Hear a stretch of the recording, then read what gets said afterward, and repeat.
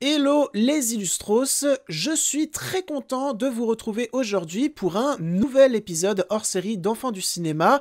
Pourquoi je suis très content? Eh bien parce que tout simplement, avec le fait que je suis parti plus d'un mois en Irlande, eh bien ça fait quand même un sacré bail que je me suis pas penché longuement sur un long métrage. Puisque plus le temps passe, plus j'adore cet exercice. Et aujourd'hui, le long métrage qui va être analysé n'est pas n'importe lequel, puisqu'il s'agit de Sirat.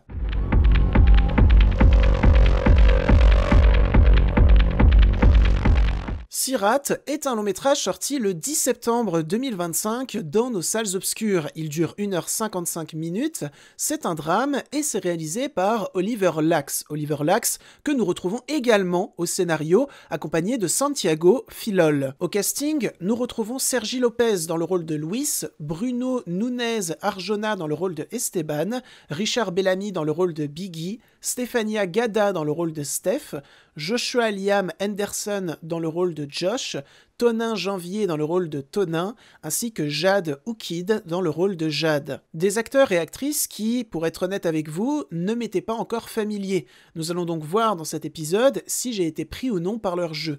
Mais avant cela, que nous raconte Sirat ?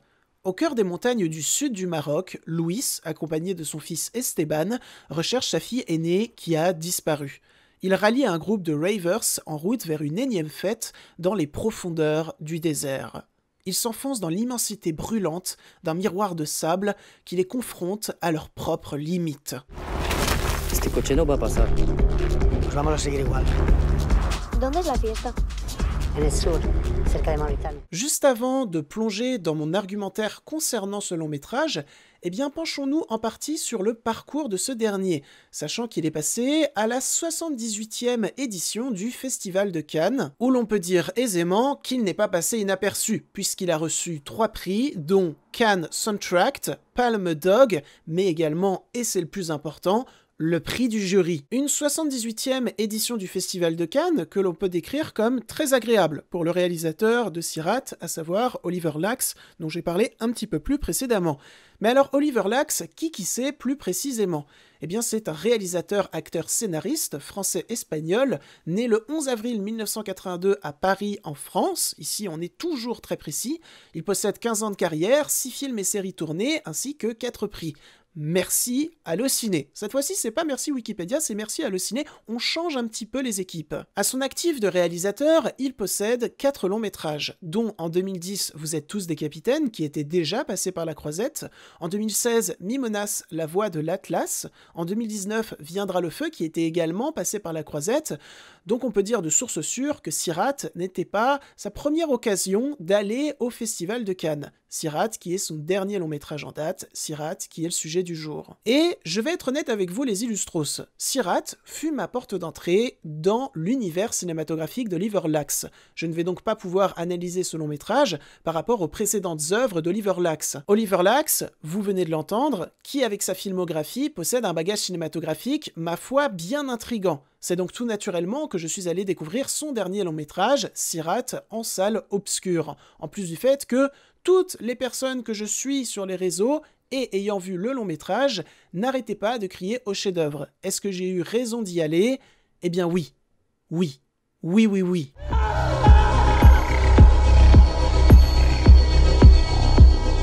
Alors, concernant mon argumentaire sur le long métrage, il va y avoir une partie sans spoiler, qui va être la première, et une partie avec spoiler, parce que sinon je ne pourrais pas aller au bout de mon propos. Rassurez-vous, je vous préviendrai quand on partira dans la partie avec spoiler, et de toute manière, je vous le rappelle, ce podcast est entièrement chapitré. Vous pouvez donc d'ores et déjà écouter la partie qui vous intéresse le plus. Sur ce les Illustros, eh bien c'est parti pour la partie sans spoiler. Dans un premier temps, Sirat d'Oliver Lax est une œuvre cinématographique absolument passionnante dans sa relecture du salaire de la peur qui se mue en salaire de l'espoir selon moi. Un film premièrement passionnant dans le traitement de ses références du salaire de la peur d'Henri-Georges Clouzot et deuxièmement dans sa volonté d'aller puiser dans un onirisme que je qualifierais d'onirisme cauchemardesque très à la David Lynch. Un film aussi terrifiant que magnétique sur le besoin d'humanité, même quand cela semble futile.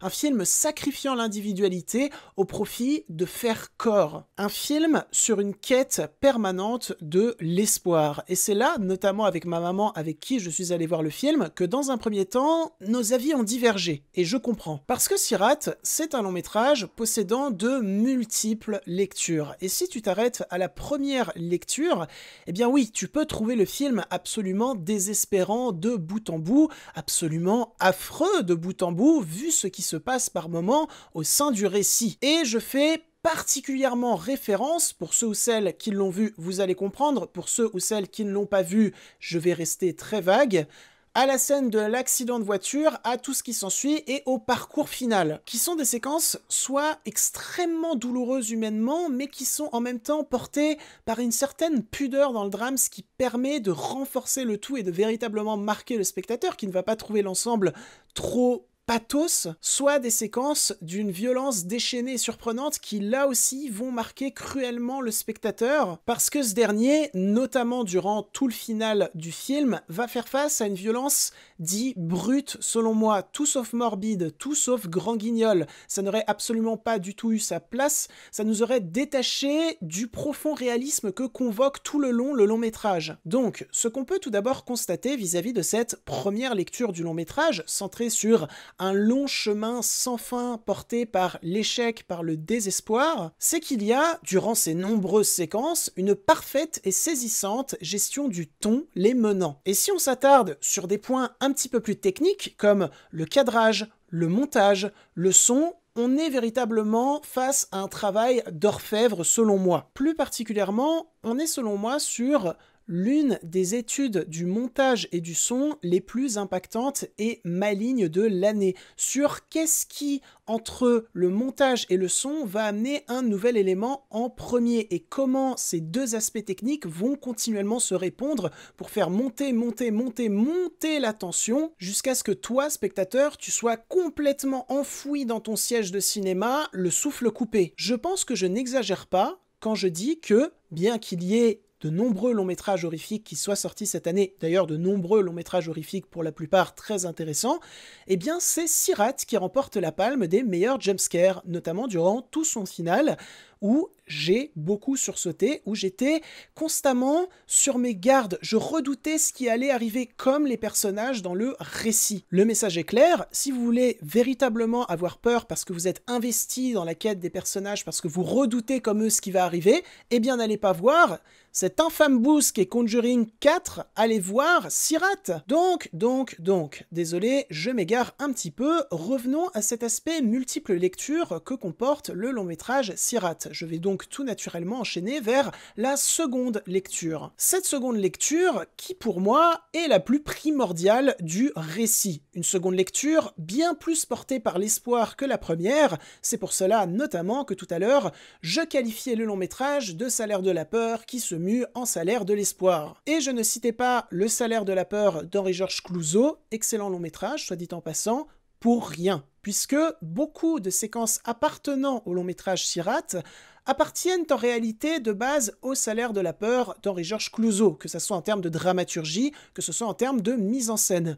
Mais il y a un tournant dans le propos de ces séquences dans Sirat par rapport au propos des séquences dans le salaire de la peur, qui pour moi révèle cette seconde lecture de manière très intelligente dans Sirat. Puisque, que ça soit dans le salaire de la peur ou dans Sirat, nous allons suivre durant une grande partie du temps des micro-sociétés. Des micro-sociétés où nous allons voir dans un premier temps, entre plusieurs personnages, un choc de milieu. Puis ensuite, plus le temps va passer, plus nous allons voir comment cette micro-société va se former ou se déformer, comment les rapports humains vont se développer à l'intérieur. Et là où dans le salaire de la peur, le tout va être constamment porté par une profonde rivalité entre êtres humains lors d'une quête commune, eh bien c'est exactement l'inverse qui se passe dans Sirat, où le tout va être porté constamment par une profonde humanité, par une profonde nécessité de faire corps et non de se diviser, de s'individualiser. Et je trouve ça tellement tellement pertinent de vouloir parler quand on voit ce contexte qui entoure ces multiples personnages perdus au fin fond du désert, ce contexte qu'on entend plusieurs fois à la radio, d'une société mondiale qui n'arrive plus à respirer, qui n'arrive plus qu'à s'étouffer, à s'attaquer, à se diviser, d'une société mondiale, en l'occurrence ici fictive, mais qui ressemble de plus en plus beaucoup à la nôtre, malheureusement. Et donc, je ne peux pas m'empêcher de trouver cela profondément pertinent et émouvant de parler à l'heure actuelle de si ce genre de situations mondiales peuvent arriver, eh bien, il existera toujours des petits groupes d'humains par-ci, par-là, qui n'étaient pas forcément censés se rencontrer, se comprendre, s'unir, mais qui, par des petits gestes remplis d'humanité, par la volonté de faire corps, par la volonté d'écouter, de ressentir, d'aimer, vont y arriver et tenir le cap, même si le monde autour d'eux est d'une violence déchaînée. Ce désert aride où n'importe quel coup de vent te blesse le visage, cet enfer blanc dans lequel les personnages vont de plus en plus s'aventurer et tenter de survivre, est la métaphore de la société dans laquelle ils évoluent, une société beaucoup plus portée par l'individualité, la violence et la haine de l'autre. Et là où le long métrage est également très fort dans son propos de fond, c'est qu'il ne sonne jamais comme « Le saviez-vous, nous vivons dans une société. Regardez-moi, je suis tellement un grand penseur », dit le gars avec les lunettes sur le bout du nez et une rose dans la main. Non, parce que le long métrage possède toujours le recul nécessaire dans la manière de délivrer ce message. Il ne va jamais faire en sorte que les personnages le disent à voix haute, ce qui pour le coup aurait été très bête, surtout extrêmement vain, car l'un des autres messages du long métrage est que il faut garder de façon primordiale le temps de la réflexion. Le temps pour ressentir plus que d'expliquer, car c'est comme cela qu'on va véritablement avancer ensemble. En témoigne, encore une fois, la fin du long métrage, avec l'une des dernières actions du personnage de Louis. Pour ceux ou celles qui ont vu le long métrage, je parle de la dernière marche de Louis. Voilà, pour ceux ou celles qui n'ont pas vu le long métrage, rassurez-vous, vous ne pouvez pas deviner de quoi je parle. Mais donc, voilà, c'en est tout pour cette partie sans spoiler sur Sirat, qui est un long métrage que j'ai trouvé tout bonnement excellent, ça vous l'avez très bien compris, qui est un long métrage sur le fait que, même si tout dégénère autour de toi, il restera toujours d'autres êtres humains avec leur profonde humanité à qui tu pourras t'accrocher pour continuer d'avancer dans ta quête humaine de l'espoir. Et je trouve ça assez chamboulant comme propos, surtout parce qu'il est extrêmement bien traité de bout en bout. Car il n'est absolument pas nié. Le long métrage te dit très clairement au cours de multiples séquences que même en faisant cela, même en faisant corps, il y aura des échecs, et des échecs extrêmement douloureux, mais l'important est de ne jamais abandonner. Et dit comme ça, on dirait que j'analyse Kaizen, mais non, pas du tout. Non, pas du tout. Il y a un monde méga parallèle où Inoxtag, il voit Sirat, il se dit « Mais c'est incroyable ce que je viens de me bouffer dans la gueule, je veux trop réaliser Sirat 2. » Et cette fois-ci, au lieu de traverser le désert, eh bien, ils vont gravir une montagne. Bon. Sur ce, c'est parti pour la partie avec spoiler.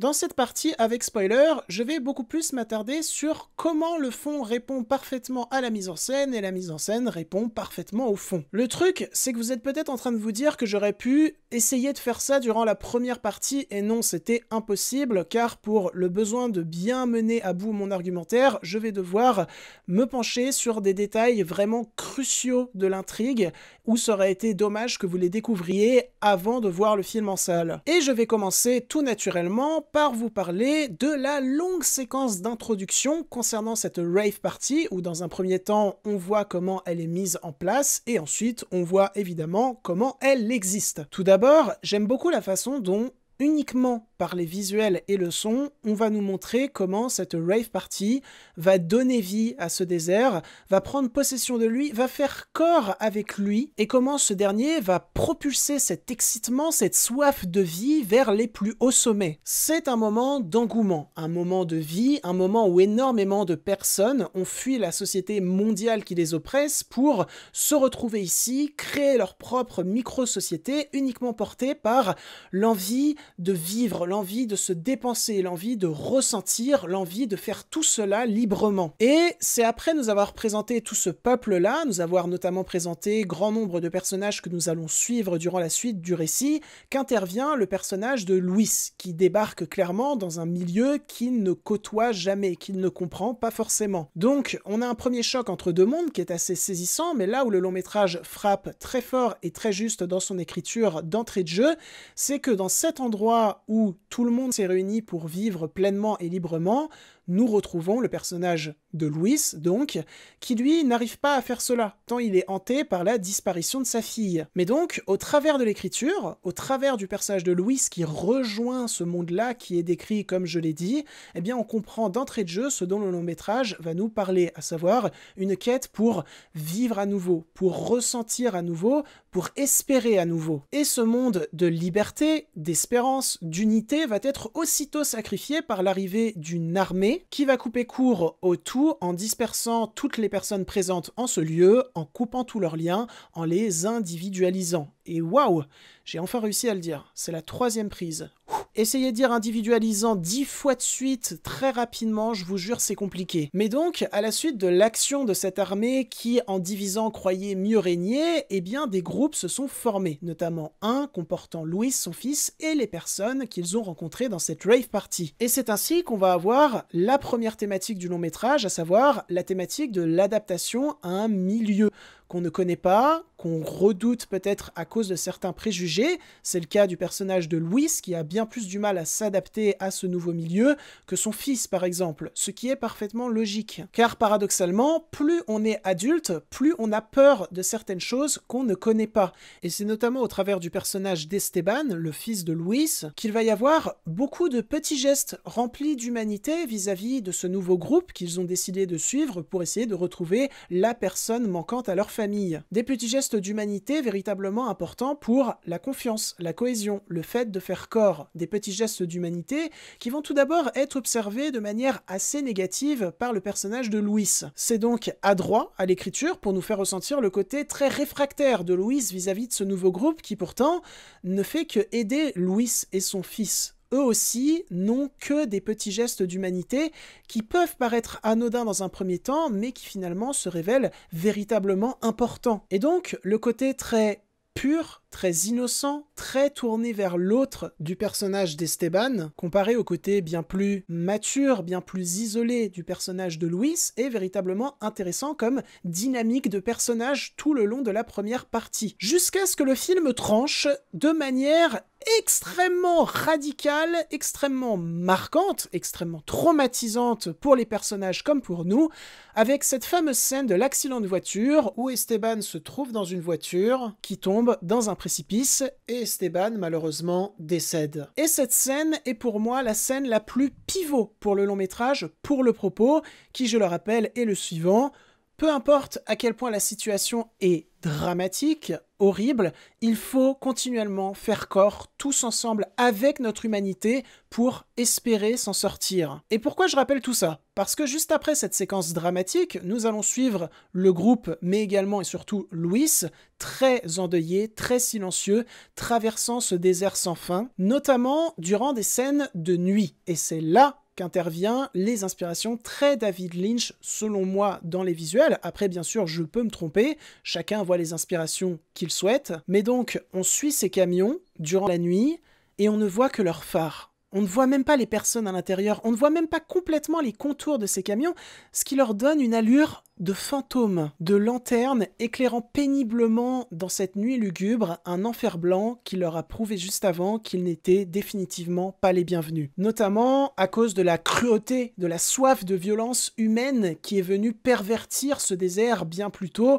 en témoigne le final avec toute cette scène du champ de mine, mais ça on en parle un petit peu après. Parce que ce qui est intéressant pour le moment, c'est de voir qu'après ces longues séquences de deuil, eh bien le groupe s'arrête. Et durant l'arrêt de ce groupe, le personnage de Luis décide de partir tout seul en plein désert, accablé par son deuil et voulant mettre involontairement ou non fin à ses jours. Ce à quoi le long métrage va répondre non. Puisqu'alors que nous, spectateurs, nous sommes persuadés que le personnage de Luis va finir son voyage ici, eh bien dans un moment presque miraculeux, Le reste du groupe va réussir à retrouver Louis, qui est allongé en plein désert, probablement évanoui dans une tempête de sable et en manquant cruellement d'eau. Et donc, vous l'avez sûrement vu venir, nous revenons à cette thématique du « il ne faut pas être individualiste dans cet univers ». Il faut constamment faire unité car c'est grâce à cette unité qu'on peut continuer de vivre et d'espérer.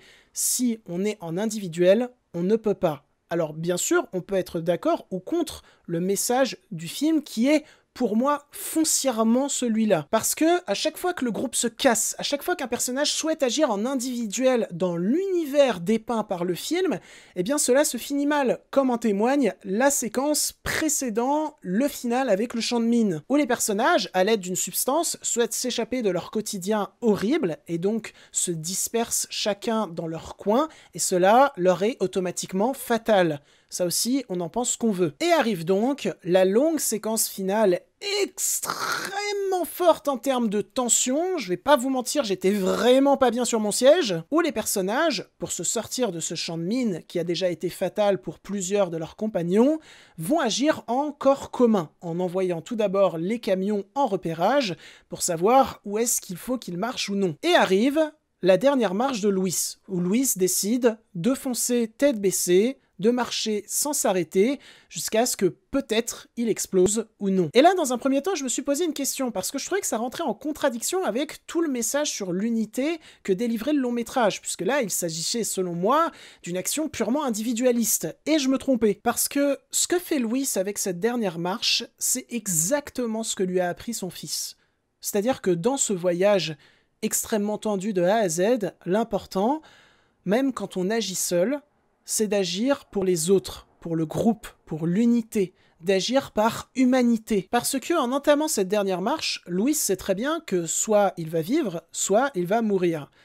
Mais que dans tous les cas, il aura ouvert une partie du chemin à ses compagnons. Par son acte, par son humanité, il aura engendré plus de chances de survie, plus d'espoir de vivre pour le reste de la troupe. Et cette dernière marche de Louis fait un appel puissant à sa précédente marche où il avait également foncé tête baissée dans le désert, mais cette fois-ci sans espoir de survie et de manière purement individuelle. Et paradoxalement, quand on lui demande pourquoi il a effectué cette dernière marche, eh bien il répond qu'il n'en sait rien, qu'il y est allé sans réfléchir. Mais pour moi, finalement, ça colle parfaitement avec l'une des précédentes séquences du long-métrage, entre Louis et Jade. Ils sont dans une caravane et Jade est en train de réparer une enceinte. Il y a une musique qui est propulsée par cette enceinte, et Louis dit à Jade « Je ne comprends pas parce que je n'entends pas la musique, je n'entends que des battements ». Ce à quoi répond Jade que l'important n'est pas d'entendre la musique, mais de ressentir, de se laisser guider par ces battements par pur instinct de vie. Et c'est exactement ce qu'a fait Louis pour le groupe avec cette fameuse dernière marche.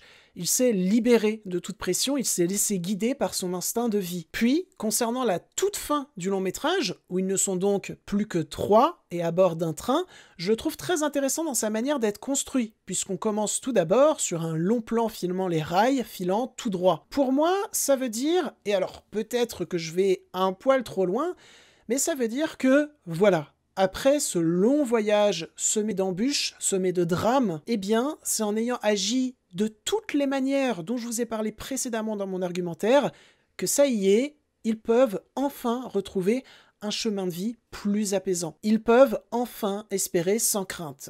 Après, cela peut être contredit, parce que je trouve tout de même la fin du long-métrage très très très douce amère, puisque, ok, ils rejoignent un chemin de vie plus apaisant dans un premier temps, mais ils rejoignent surtout une société en Troisième Guerre mondiale. Et Louis, malgré tout, n'a toujours pas retrouvé sa fille. Même si, avec ma mère, on a repéré un plan en début de long métrage durant la rave party qui se concentre sur une jeune femme blonde de dos.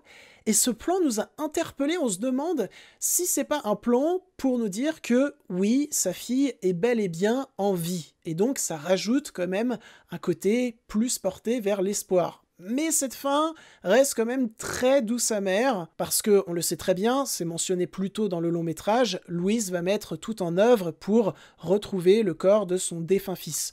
Donc voilà, une fin, comme je l'ai dit, très douce amère, mais en même temps, c'est pas pour me déplaire, parce que ça enlève définitivement un côté qui aurait pu être un poil trop niais au long métrage. Je pense que c'est véritablement grâce à cette fin et à son style que tu ressors du long métrage, véritablement marqué par celui-ci de A à Z. Et tu en ressors marqué également grâce au talent des comédiens et comédiennes qui possèdent des jeux très mutiques, mais où, en un regard, tu saisis tout de suite ce qu'ils pensent, quelles sont leurs émotions. Non, vraiment, un très beau travail de la part du casting également. Et t'en ressors marqué également parce que la mise en scène est dingue. C'est tout ce que j'aime en termes de mise en scène, c'est du pur show don't tell. Et pour moi, le show don't tell, c'est ça la base du cinéma. Et t'en ressors marqué, enfin, parce que le travail sonore est véritablement hallucinant.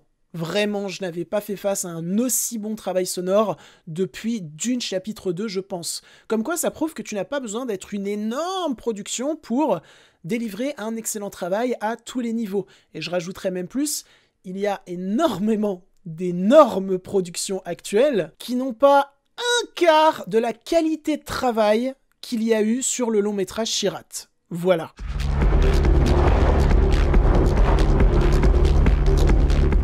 Mais donc, voilà les Illustros, vous savez quoi aller voir en salle en ce moment. Ça s'appelle She-Rat et c'est l'un des meilleurs films de l'année 2025, pour sûr. Quelques petites infos avant de vous dire au revoir. Tout d'abord, merci de m'avoir écouté si vous m'avez écouté jusque-là, et même merci de m'avoir écouté si vous m'avez écouté que 5 minutes, ça fait toujours plaisir quand même. Ensuite, si cet épisode vous a plu, intéressé et diverti, eh bien n'hésitez pas à le liker, à le commenter, à le partager, je vous jure que ça aide beaucoup. N'oubliez pas de vous abonner, ça aussi ça fait toujours très plaisir, et aussi, sachez que je vais, dans peu de temps, poster une vidéo concernant l'autre podcast qui est en cours sur la chaîne, à savoir Le Petit Podcast. Cette vidéo concernera l'épisode numéro 50, et pour ce fameux épisode 50, je vais avoir besoin de vous. Je dirais même que je vais avoir grandement besoin de vous. La vidéo concernant l'épisode 50 sortira en septembre, n'hésitez pas à être au rendez-vous. Enfin, je vous donne très rapidement rendez-vous en compagnie de King Tao pour un nouvel épisode d'Enfants du cinéma qui ne sera pas hors série donc, et qui sera centré sur Été 85, réalisé par François Ozon. Ça sera le premier épisode qu'on enregistrera King Tao et moi ensemble depuis notre épopée de l'été du giallo au slasher en passant par le gore. Cette épopée est bien entendu toujours disponible, et d'ailleurs vous avez été plutôt pas mal à l'écouter, donc merci du fond du cœur de la part de King Tao et moi. Sur ce, je dois vous avouer que j'étais particulièrement heureux à enregistrer cet épisode sur She-Rat, premièrement parce que j'ai adoré le film, et deuxièmement parce que ça faisait quand même un sacré bail que j'avais pas proposé de long format sur cette chaîne YouTube. Durant l'été, c'était que des formats très courts, donc ça fait du bien. Je suis de retour chez moi. Maintenant, il ne me reste plus qu'à aller côtoyer d'autres univers filmiques. J'en ai déjà côtoyé pas mal durant cet été, dont j'ai envie de vous parler, notamment le Dracula de Francis Ford Coppola. En ayant vu ce long métrage, je comprends encore moins pourquoi des personnes n'ont pas aimé Megalopolis. Mais tout cela sera pour une prochaine fois. Il y a également un update de collection DVD Blu-ray 3 qui arrive dans pas si longtemps, et je sais que vous aimez beaucoup ce format, donc normalement vous êtes heureux en entendant cette nouvelle. Bref, je m'en vais côtoyer d'autres univers, et je vous dis salut!